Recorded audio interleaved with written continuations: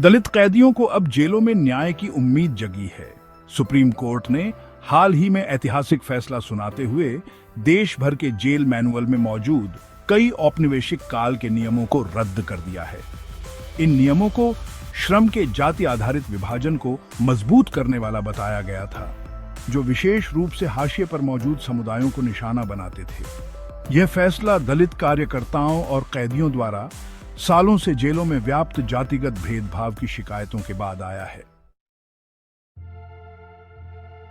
दलित कार्यकर्ता दौलत कुंवर, जिन्हें कई बार जेल भेजा जा चुका है, बताते हैं कि जेल के अंदर जातिगत भेदभाव आम बात है।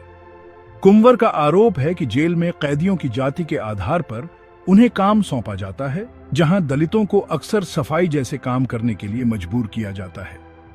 टीओआई से बातचीत में उत्तर प्रदेश और उत्तराखंड की जेलों में समय बिता चुके अन्य कैदियों और विचाराधीन कैदियों ने भी कुंवर के दावों का समर्थन किया। हापुड़ निवासी 43 वर्षीय इंद्रपाल ने जेल में अपने 67 दिनों के अनुभव को साझा करते हुए बताया कि उन्हें 2 हफ्ते तक झाड़ू लगाने के लिए मजबूर किया गया और बीमार होने पर बिना ब्रश के शौचालय साफ करने को कहा गया। गैर कानूनी हथियार रखने के आरोप में उत्तर प्रदेश की एक जेल में 7 दिन बिताने वाले 23 वर्षीय मोनू कश्यप बताते हैं कि कम जाति के कैदियों को सीमित भोजन दिया जाता था, जबकि अन्य को पर्याप्त मात्रा में भोजन मिलता था। 38 वर्षीय राम बहादुर सिंह, जो उत्तर प्रदेश की ही एक जेल में बंद थे, ने कहा कि दलित कैदियों को अक्सर भोजन के लिए अलग कतार में खड़ा किया जाता था। उन्होंने कहा, यह ऐसा है जैसे हमें जानवरों की तरह बचा हुआ खाना खिलाया जाता है। सुप्रीम कोर्ट के फैसले को पुलिस अधिकारियों ने भी सराहा है।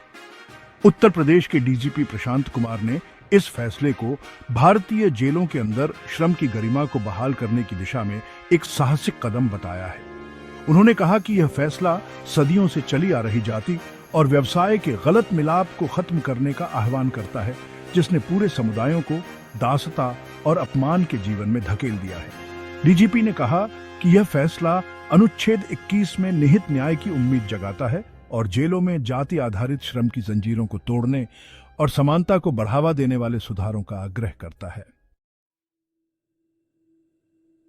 सामाजिक कार्यकर्ताओं ने भी इस फैसले की सराहना की है। मेरठ कॉलेज के एसोसिएट प्रोफेसर और दलित कार्यकर्ता सतीश प्रकाश का कहना है कि जेल मैनुअल में बदलाव केवल शुरुआत है, असली मुद्दा मानसिकता का है। जातिग्रस्त समाज में जेल के अंदर और बाहर दोनों तरह से प्रभुत्व बना रहता है। सामाजिक इंजीनियरिंग बहुत जरूरी है।